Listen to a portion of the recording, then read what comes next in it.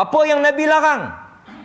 Jangan kamu mengangkat melampau-lampau, memuja melampau-lampau, seperti mana yang dilakukan oleh orang-orang Kristian kepada Isa anak Maryam. Mereka memuja, mengangkat, melampau, menjulang, sehingga Isa itu dikatakan sebagai Tuhan. Nabi kata jangan. Jadi kita mengagung-agungkan Nabi itu bukan bermakna kita meletakkan Nabi itu sebagai Tuhan. Kita tak mengagungkan Nabi seperti mana kesalahan yang telah berlaku pada kaum Nasrani. Tapi kita memuji Nabi dengan menandakan kebesaran Allah Subhanahu Wa Taala dengan menghadiahkan kita duduk di zaman Nabi Muhammad sallallahu alaihi wasallam. Dalam surah An-Nur ayat yang ke-63, Allah kata kepada kita, Allah kata apa? La taj'alu du'a ar-rasul bainakum ka du'a ba'dikum ba'da. Allah terang secara jelas, jangan kamu panggil rasul-rasul dengan panggilan seperti mana kamu panggil mereka-mereka yang sebelum ni panggil kat rasul depa. Depa panggil apa kat rasul? Depa panggil Isa, depa panggil Musa, depa panggil Zakaria, depa panggil Yahya. Depa ni tak ada adab dengan rasul-rasul mereka. Tapi kita cuba menitik beratkan dengan adab. Kita boleh saja nak panggil Nabi Muhammad sallallahu alaihi wasallam. Tapi kita nak panggilan yang cantik lagi. Macamlah dengan mak kita, kalau birthday mak kita kan, kita bagi kek dekat mak kita tu, kita tulis happy birthday mak saja ke? Kita akan tulis dengan panggilan-panggilan yang mesra.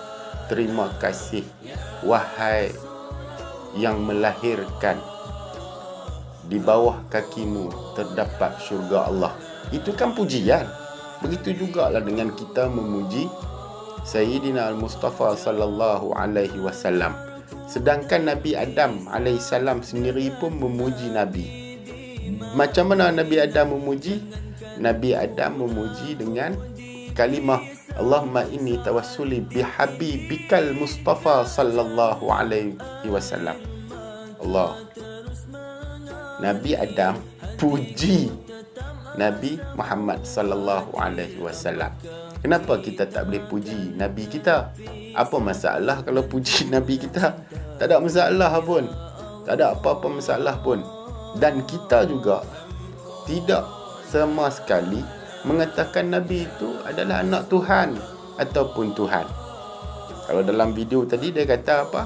Nabi orang Nasrani mengelakkan Nabi Isa itu sebagai Tuhan. Tapi orang Islam yang bersyahadah, sama ada yang lahir dari perut orang Islam ataupun yang masuk ke agama Islam, tidak sama sekali mereka mengatakan Rasulullah itu sebagai Allah, tapi mengatakan Rasulullah itu adalah utusan Allah. Kita puji Nabi sebab kita bangga kita ada Nabi. Kita puji Nabi sebab kita suka. Sebab Nabi kita ni bukan saja dikenali di Mekah ataupun di Madinah saja. Kita ada Nabi, kita rasa kita paling bahagia. Kenapa Nabi SAW akan menunggu umatnya apabila duduk di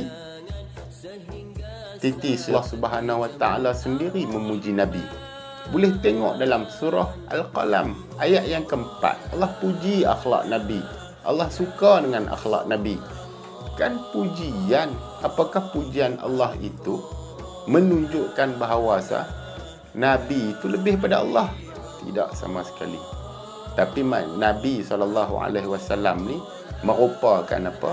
Merupakan manusia yang dilahirkan dari perut manusia dengan sifat-sifat penuh dengan kepujian.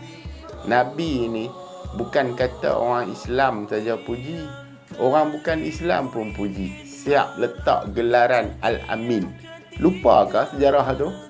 Nabi SAW diberi gelaran Al-Amin daripada orang Quraisy, orang yang tidak mengikut agama, orang yang duk maki Nabi tu bubuh gelaran Al-Amin. punyalah hebat Nabi. Hang tak bangga ke? Aku bangga. Kalau hang merasa tak bangga, apa boleh buat? Hang punya pasal